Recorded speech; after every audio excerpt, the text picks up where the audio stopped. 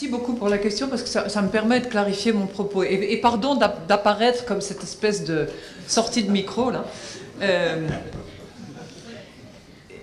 Nous, ce que nous souhaitons, c'est que par le biais de l'accélération et de la mise en œuvre du processus des réformes convenues dans le cadre du programme, la Tunisie puisse renforcer son message de ce qu'elle est déterminée dans son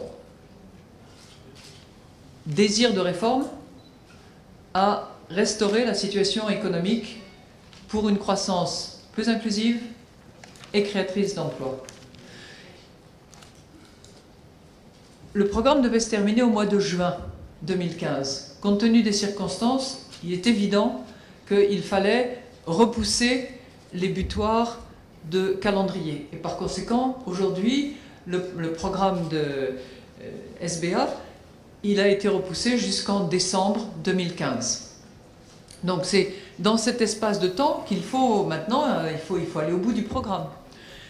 Ensuite, si en 2016, les autorités tunisiennes souhaitent à nouveau, dans le cadre d'un partenariat, poursuivre la relation, poursuivre le financement et mettre en œuvre d'autres réformes qui paraissent nécessaires aux deux parties, le Fonds monétaire international sera évidemment prêt à répondre à cet appel et je suis sûr que le conseil d'administration aura à cœur d'y répondre de manière favorable. Mais je ne voudrais pas, si vous voulez, laisser accréditer l'idée que je demande l'accélération d'un programme en 2016.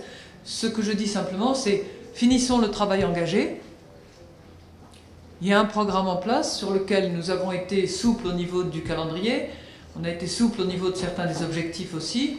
C'est dans ce même esprit que nous continuons à travailler.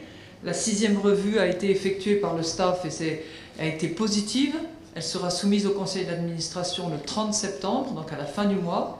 Mais après, il y aura encore une revue, probablement de fin d'année, pour faire le point sur l'ensemble des engagements qui avaient été souscrits. Après, Inch'Allah. Mais le fonds, il sera prêt à répondre. Inch'Allah.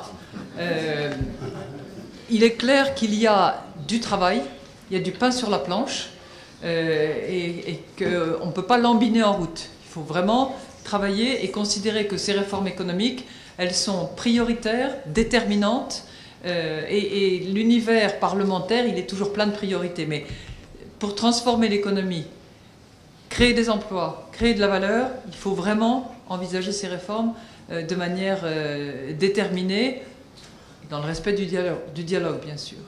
Donc voilà, on a encore un peu de temps, il faut y aller.